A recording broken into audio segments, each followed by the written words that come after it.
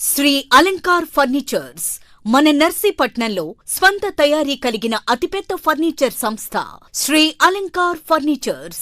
మా వద్ద టేక్వుడ్ మంచాలు, రోజ్వుడ్ మంచాలు, సోఫాలు, డైనింగ్ టేబుల్స్ మరియు అన్ని రకాల ఇతర ఫర్నిచర్ లభించును. కస్టమైజ్డ్ సోఫాలు, మంచాలు మా ప్రత్యేకత.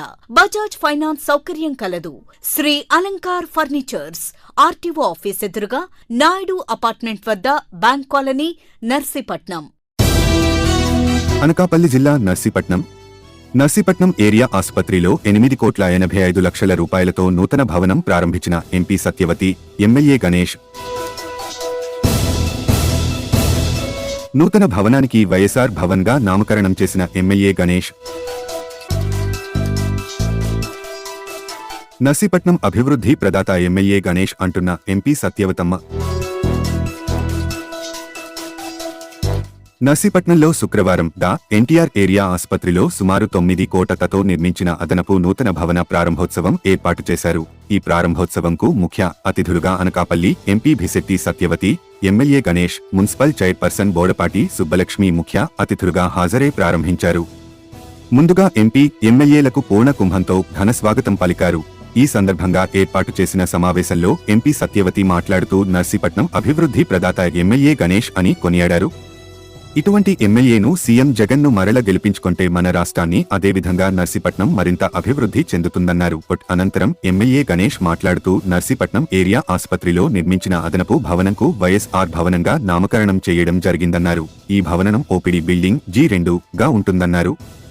ఈ భవనంలో patient attendant shed, ambulance shed, biomedical waste room, electric room, fire pump room, mortuary, fire సంప్తో కూడిన భవనాల సముదాయం ఉన్నట్లు తెలిపారు.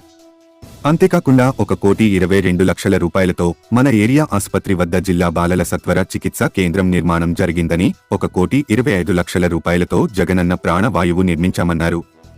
45 లక్షల రూపాయలతో డ్రగ్ ఇన్స్పెక్టర్ ఆఫీసు నిర్మాణం, కోవిడ్ చిన్న పిల్లల యూనిట్ ను 35 లక్షలతో ఏర్పాటు చేయడం, హైరిస్క్ ప్రెగ్నెంట్ మహిళల కొరకు 8 పడకలతో కూడిన హై డెన్సిటీ యూనిట్ ను 30 లక్షలతో ప్రత్యేకంగా ఏర్పాటు, బ్లడ్ స్టోరేజ్ సెంటర్ ను బ్లడ్ బ్యాంక్ గా మార్చడం జరిగిందన్నారు. ఇలా వైద్యానికి సంబంధించి ఎంతో అభివృద్ధి చేశామన్నారు. ఈ కార్యక్రమంలో మున్సిపల్ వైస్ చైర్మన్లు తమరణ అప్పలనాయుడు, కోనేటి రామకృష్ణ, జడ్పీటీసీ సుర్ల గిరిబాబు, ఎంపీపీ సుర్ల రాజేశ్వరి, గజ్జల మణికుమారి, కౌన్సిలర్లు చింతకాయల వరుణ్ బాబు, వైసీపీ టౌన్ అధ్యక్షులు Eka Siva, EE Naidu, DCH incharge Srinivas, medical superintendent Neelaveni, ఆసుపత్రి అభివృద్ధి committee member Argollu Rajababu, YCP నాయకులు, ఆసుపత్రి సిబ్బంది పాల్గొన్నారు.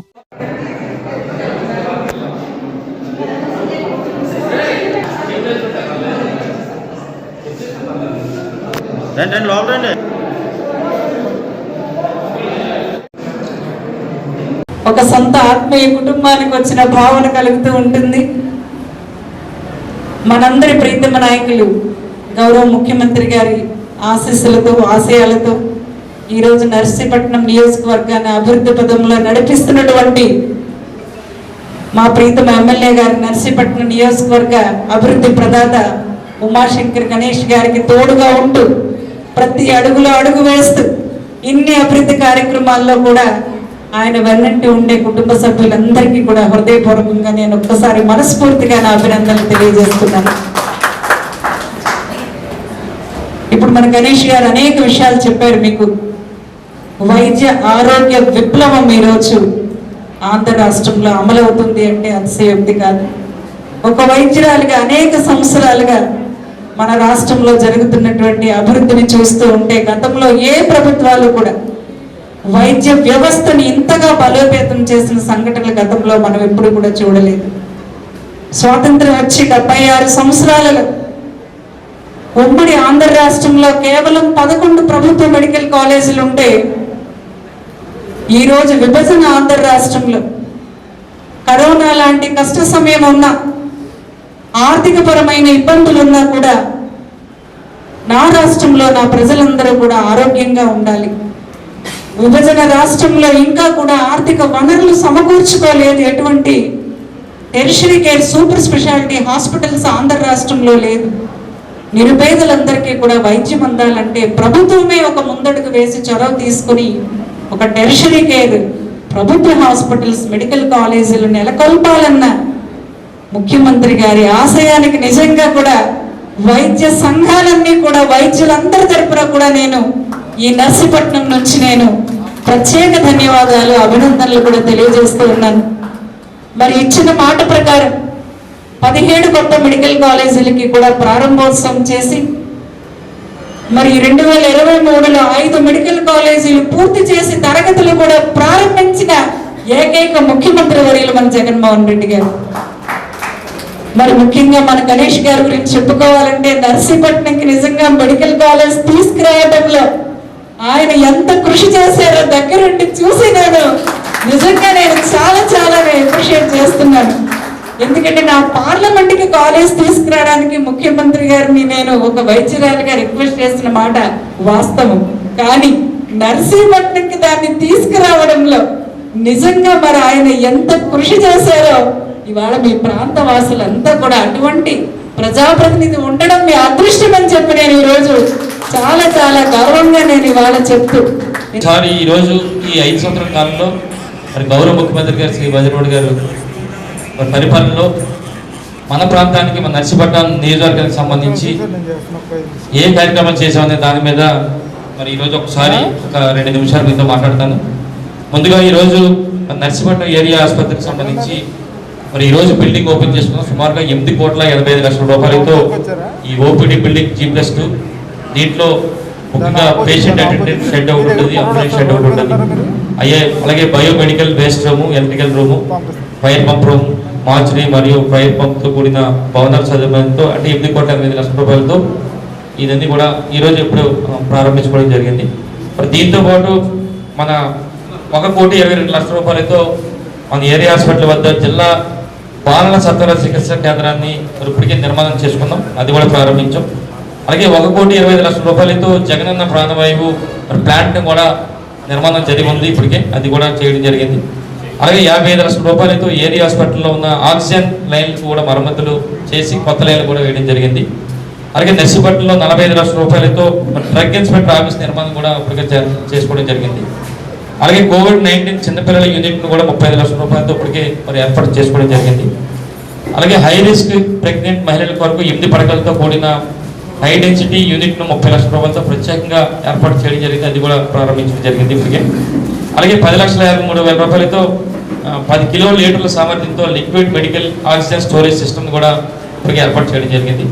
అలాగే 100 పడకల ఆక్సిజన్ అందేలా central medical gas pipe line system కూడా 10,00,000 రూపాయలతో ఇప్పటికే ఏర్పాటు చేయడం జరిగింది. అలాగే బ్లడ్ స్టోరేజ్ సెంటర్ను బ్లడ్ బ్యాంక్ కూడా మరి మార్చడం జరిగింది. అలాగే 10 పడకలతో కూడిన పోషకాహార పునరావాస కేంద్రం మన ఏరియా ఆసుపత్రి వద్ద 2,00,000 రూపాయలతో అది కూడా ఏర్పాటు చేయడం జరిగింది. అలాగే 25,00,000 రూపాయలతో RT-PCR టెస్ట్ సెంటర్ని కూడా ఇప్పటికే ఏర్పాటు చేయడం జరిగింది.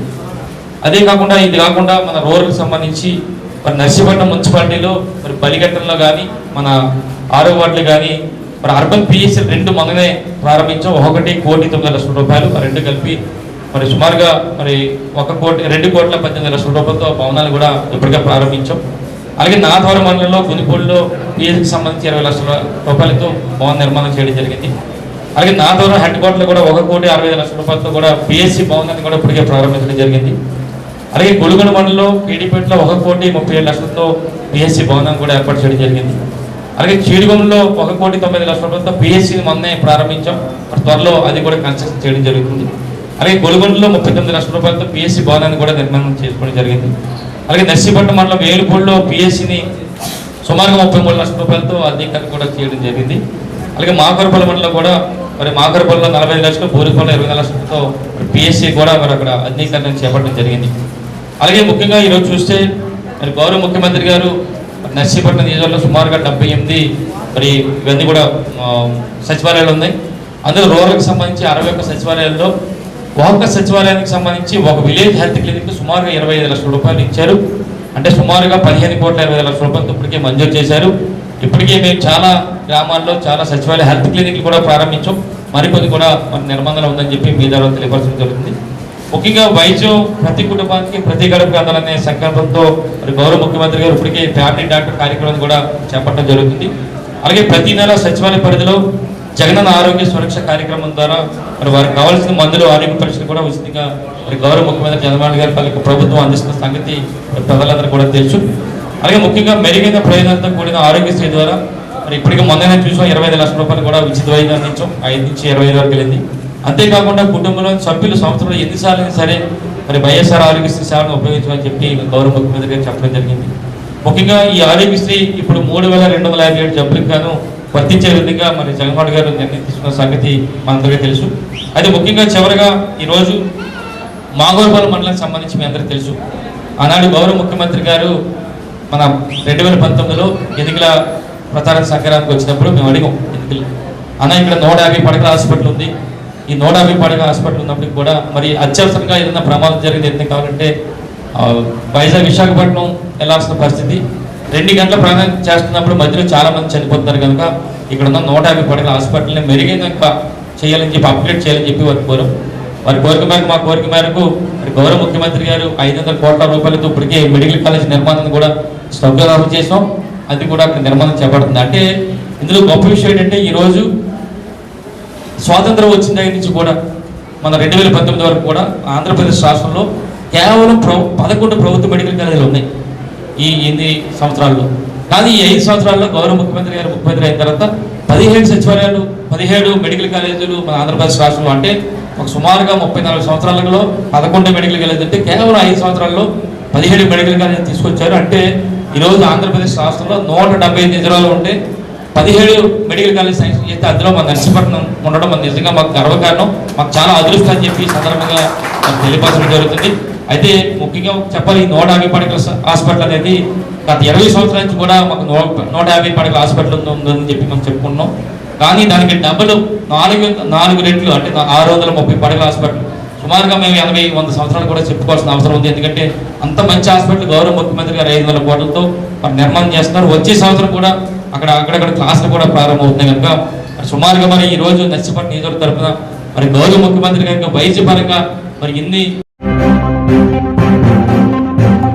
మరిన్ని తాజా వార్తలకు చూస్తూనే ఉండండి మైత్రి న్యూస్. ప్రతి క్షణం ప్రజల కోసం. Please subscribe.